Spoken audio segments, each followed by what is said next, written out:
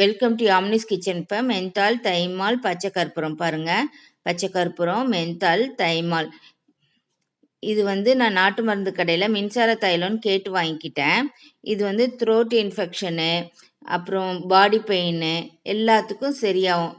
Just கொஞ்சம் apply பண்ணால் போதும். பார்த்தீங்களா எப்படி இருக்குதுன்ட்டு. இது ஒரு பாட்டிலில் நான் கட் பண்ணி மூணுத்தையும் ஒன்றா போட்டுப்பேன். பாருங்கள், சுத்தமான பாட்டிலில் பச்சை கற்பூரம். இது சக்கரை பொங்கலுக்கெல்லாம் செய்யும்போது போட்டுருவோம்ல, அந்த பச்சை கற்பூரம். அப்புறம் தைமால் பாருங்கள் எப்படி கிறிஸ்டலாக இருக்குதுன்ட்டு.